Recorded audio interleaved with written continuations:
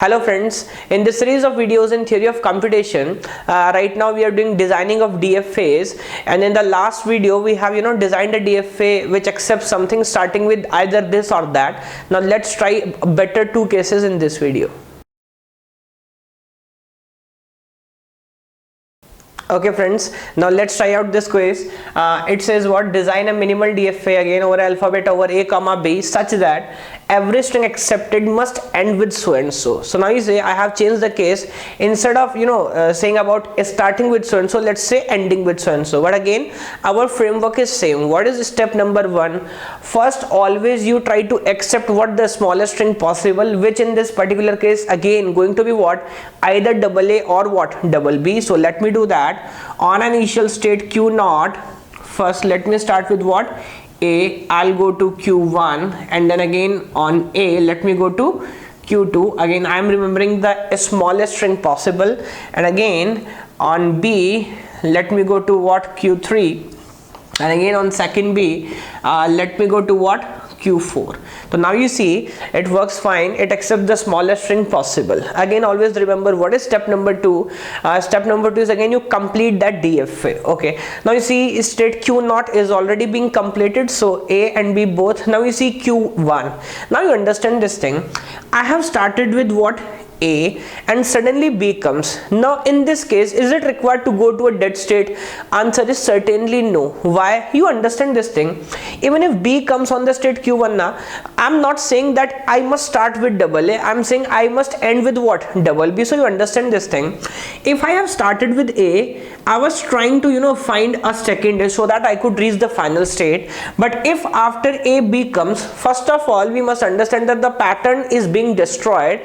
But now let me seek for the next pattern, and my pattern is either double A or what? Double B. So I don't want to only end up with A. So you see, even if this pattern destroyed, let me search for the next pattern, and if I have already a B, the second B I require, and now which state count the second B? It is Q3. So let me do this thing. On B, let me make a transition to state Q3. So you understand, I started with A, but if B comes, let me change my party, and suddenly I'll say no, I was trying to find B, so I take this B because second B is counted by the string Q2, state Q2, then B and B, and then it is going to be what? Accepted. So again you understand what happens if A comes on a state Q3. Again you see, if B comes and after B you have A, then your pattern is destroyed. But now you can have next pattern of what? Double A. The second is counted by this state Q1. So on A, let me go back to what? Q1. So again you see, if double A comes, you are going to be accepted directly. But if after B A comes, then again you see A and then B. So both is good.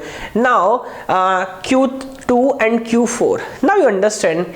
Can we have a self loop on a state Q2? This time answer is strict no. Why? Because you understand the question is that you must end with this, either double or double B, and unless and until for example, even if you have a double A, yes or no, I am on the final state. Now can I have a loop? Answer is no, because even if after double A B comes, then there's a problem. Problem is now this string is not valid because now it is ending on what?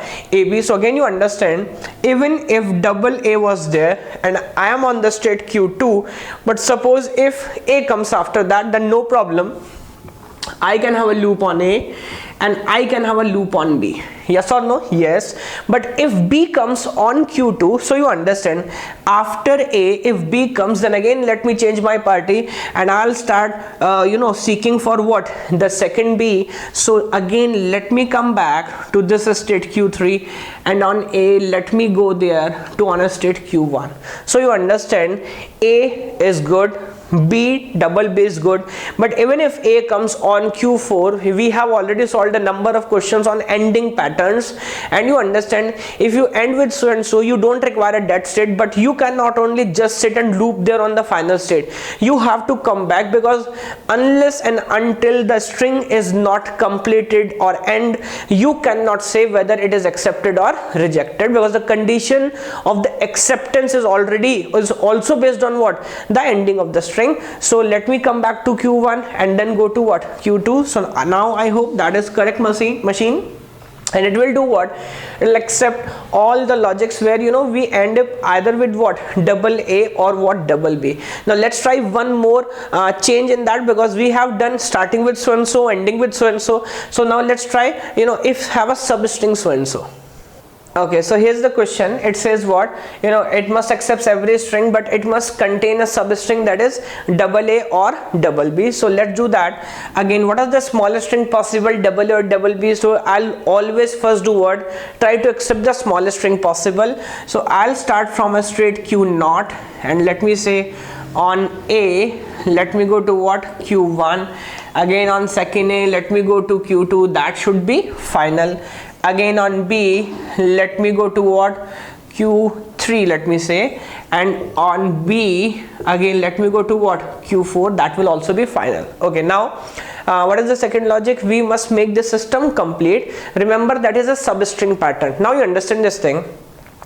If A comes, now state Q naught is already completed, let's complete Q1. Now you see, if A comes on Q naught, I come here. Now if B comes on Q1, what should I do? Again, you understand, it doesn't say that you have to start with the pattern double A. So even I start with A, and if after that B comes, for sure, like in the previous case, I'll start to search the second B, and which state count the second B? The state Q3. So again, like the previous case, let me come back to this state Q3. Similarly, if A comes on the state Q3, what should I do? Again, I'll go back to what? Q1. So I'll just change my party. But now you understand here what is easy about this case.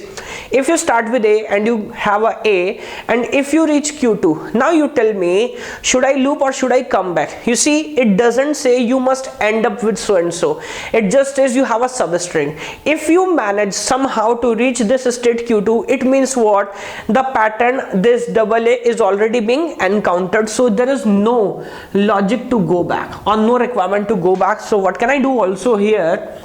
That I can just loop on both, on state Q2 and what? Q4, and you see both will be accepted. Again, last important point here, you see in the previous case I didn't try to merge the final state because you are going back, but here you see again there's a loop over final state. So can I merge them together? Answer is yes. Why? Because again you see you have a loop on the final state, you are not required to go back. So if the logic is done, now you're just looping, there's certainly not requirement of a separate final state. So what you can do, just eliminate that final state and go back to the state. Now you see this machine do what? It just accept all the strings which contains a substring, either double A or what? Double B. Okay, thank you.